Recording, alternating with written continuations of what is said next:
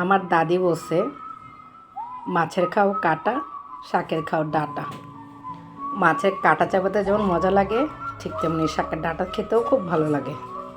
আসসালামু আলাইকুম, যে যেখানে আছেন আশা করি আল্লাহর রহমতে ভালো আছেন। আমিও আল্লাহর রহমতে ভালো আছি। আমি এখানে সরিষা, কাঁচামরিচ এবং রসুন একসাথে বেটে নিচ্ছে। সরিষা শুধু বেটে নিলে খেতে তিতা লাগে সরিষা, তাই সরিষার সাথে কয়েক কোয়া রসুন আর কাঁচামরিচ দিয়ে বেটে নিলে সরিষাটা আর তিতা লাগে না।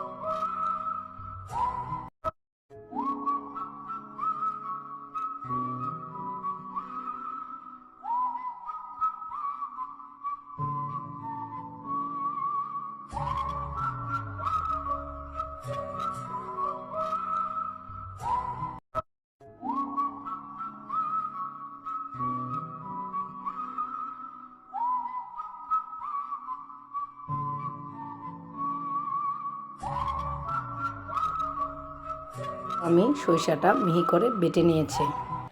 আমি ডাঁটাগুলো কেটে ভালো করে ধুয়ে নিয়েছি। একটা কড়াইতে তেল গরম দিয়েছি, এর ভিতর পেঁয়াজগুলো ভেজে নিচ্ছি। এদিকে একটা বাটিতে হলুদের গুঁড়া আর মরিচের গুঁড়া একটু জল দিয়ে একটু ঘন করে গুলে নিব। গোলা মরিচের গুঁড়া, হলুদের গুঁড়া তেলের ভিতর দিয়ে দিব।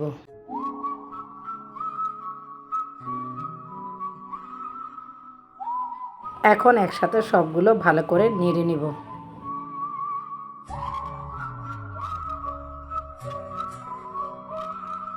এখন পানি দিব, তারপর লবণ দিব।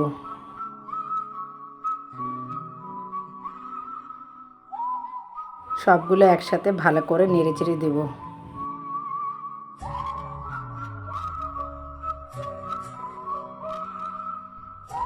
যখন মশলার গন্ধটা চলে যাবে, মশলাটা ভালো করে কষানো হবে, তখন এর ভিতর সবগুলো ডাঁটা একসাথে দিয়ে দিব।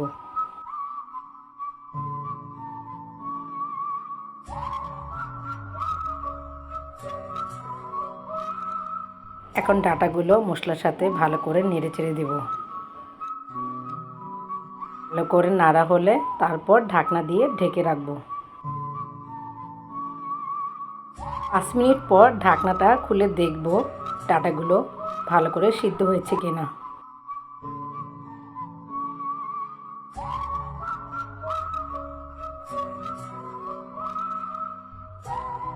এই তো ডাঁটাগুলো সিদ্ধ হয়ে গিয়েছে। এখন আমি ওই মশলাটা দিব তরকারিটির ভিতরে, যে মশলাটা এই ডাঁটা তরকারিকে খুব মজা করবে। এই ডাঁটা তরকারির স্বাদ দ্বিগুণ বাড়িয়ে দিবে। এখন আমি এই তরকারির সাথে সরিষা বাটাটা ভালো করে মিশিয়ে নিব।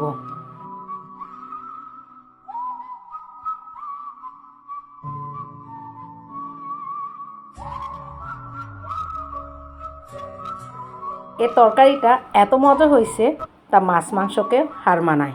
যখন এই তরকারিটা রান্না করতো আমার দাদি, তখন ভাতের চাল একটু বেশি দিতে হতো। আমার দাদির কাছ থেকে শিখে ডাঁটা তরকারি রান্নাটা আপনাদের মাঝে শেয়ার করেছি। যদি আপনাদের কাছে ভালো লাগে কমেন্ট করে জানাবেন এবং সব সময় আমার পাশে থাকবেন। আসসালামু আলাইকুম, সবাই ভালো থাকবেন। আল্লাহ হাফেজ।